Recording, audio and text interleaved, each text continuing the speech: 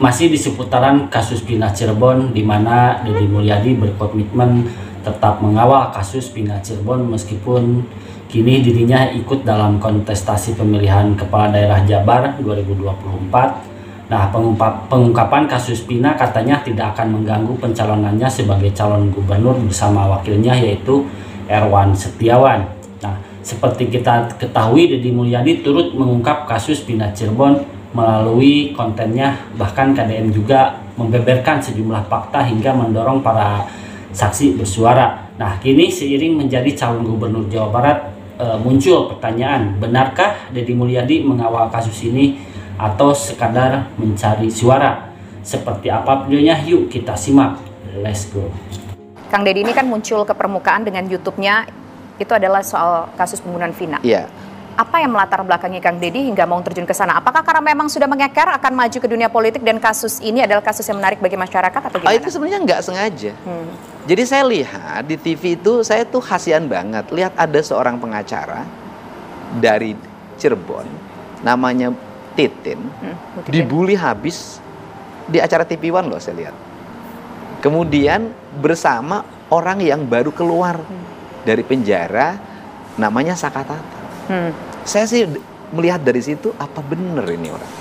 Nah kemudian saya telepon tuh Bu Titin, Ibu di mana? Di Cirebon, boleh nggak saya ke tempat Ibu?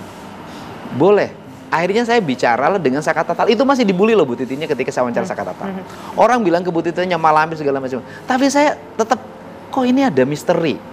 Nah karena misteri itulah saya terus menggali kan. Akhirnya bertemulah dengan AF ketika Peggy Setiawan ditahan itu kan. Kemudian sananya ibunya Peggy Setiawan sampai meluk, sampai nangis. Jadi kalau cerita meluk tuh waktu itu Ibu Peggy juga meluknya luar biasa dan nangis luar biasa. Dan saya selalu punya keyakinan bahwa seorang ibu itu dengan tangisannya itulah pesan kebenaran. Karena saya bisa membedakan mana air mata yang tulus dan air mata yang pura-pura. Nah, dari situ saya melihat ada alibi yang kuat. Peggy bukan pelaku. Ketemu Bang Bondol, ketemu juga temennya Bang Bondol itu, Ibnu, yang ngomongnya polos banget, ngomongnya apapun dia ceritakan. Loh, saya bilang ini orang-orang jujur kok, nggak mungkin berbohong. Nah, dari situ kemudian saya pergi lagi ke tempat SMP 11. Saya lagi ngukur keterangan AF dari gang yang dia ngaku melihat anak-anak melempar ke warung. Kok jaraknya jauh ya? Ketika saya jalan adalah Ferry yang menjelaskan nggak mungkin ini terjadi, Pak.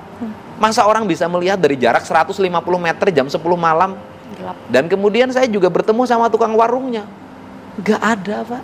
Nggak ada orang lempar, nggak ada orang ngejar. Nah kemudian masuk lagi ke wilayah kan yang 3 DPO itu dinyatakan tidak ada, ya kan, karena Peggy-nya dibebaskan lewat peradilan, yang 2 dinyatakan tidak ada, padahal perannya itu adalah pelaku utama di situ sebagai otak pelaku. Bayangin otak pelaku dianggap tidak ada loh. Kalau begitu kan, kalau otaknya tidak ada, bagaimana ada tangan dan kakinya bergerak? Nah dari situ saya memiliki sebuah keyakinan peristiwa ini bukan peristiwa yang terjadi sebenarnya, tetapi ada kegelapan hukum pada proses itu. Kang, kalau dilihat ini kan memang lah ada backgroundnya kenapa Kang Deddy tertarik. Sebetulnya tertariknya memang ingin mencari tahu kebenaran dari sebuah peristiwa yang cukup tragis, atau Kang Deddy melihat ini cukup legit untuk menjadi salah satu media politik, Kang? Enggak sama sekali. Saya dari dulu kalau menjalani konsep sudah panggilan hati, saya itu nggak mempedulikan politik. Jadi kalau bicara politik, justru ketika saya menangani kasus Pina itu kasus yang cukup beresiko tinggi. Resikonya tinggi, nggak usah saya jelasin deh. Resikonya tinggi banget. Bahkan karena itu resiko tinggi, kalau kita tidak hati-hati dan kalau tidak ada ketulusan dari Ketua Umum DPP Partai Gerindra Pak Prabowo Subianto dan Ketua Dewan Pembina, yang dia selalu mengajarkan pada saya bahwa bantulah banyak orang. Kalau kamu tidak mampu, bantulah sedikit orang. Kalau kamu tidak mampu, bantulah 1 orang. Kalau kamu tidak mampu, jangan nyusahin orang. Kalau ini bukan nyusahin, penjarain orang. Nah, itu kan kalau tidak punya aspek-aspek kepedulian sosial yang tinggi, bisa jadi saya malah tidak dicalonkan. Tapi karena Pak Prabowo memiliki kepedulian sosial yang tinggi, sehingga dia sangat respect saya untuk dicalonkan. Jadi ini adalah penanganan masalah yang beresiko yang bisa mengancam karir politik. Oke, justru Kang Deddy merasa ini beresiko.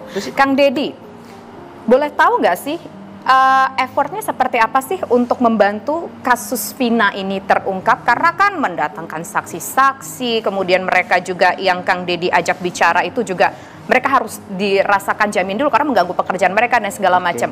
Biayanya gede banget ya Kang Deddy ya?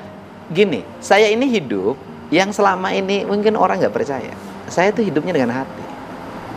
Jadi nggak ada saya tuh punya tangan perencanaan, bikin tulisan, saya nggak ada. Saya ngikutin kata hati saya. Jadi menangani kasus Vina adalah itu kata hati. Nah kata hati ini dipandu loh. Ada yang mandunya. Karena kata bahasa Sunda nuturkan indung suku. Itu ada yang mandunya yaitu petunjuk. Ya petunjuk itu datang dari Allah kan. Gitu loh. Budgetnya gede nggak Kang Deddy? Nah sehingga saya bisa bertemu dengan orang secara tidak sengaja. Bertemu dengan ini yang itu mengetabil. Ya kalau budgetnya ya lumayan kan kita harus ngurusin orang di wawancara, harus menjamin kehidupannya selama diwawancara karena mereka merasa terancam. Kemudian juga harus membantu keluarganya, anak-anaknya lagi sekolah. Itu dari kocek Kang Deddy sendiri? Ya iyalah dari diri saya. Berapa Kang Deddy habisnya? Nggak usah disebutin, nggak boleh. Yang penting kita udah bisa bantu dan sekarang sudah sidang PK. Mereka sudah balik ke Lapas Cirebon. Sudirman juga hari kemarin sudah balik ke Lapas Cirebon. Dan Sudirman juga sudah diajuin PK. Ketua tim PK-nya adalah Pak Oto Hasibuan. Kan udah bagi saya udah kebahagiaan. Hasilnya kita serahin kepada Hakim Mahkamah Agung. Baik, terima kasih Kang Deddy sudah bersedia hadir ke studio kami.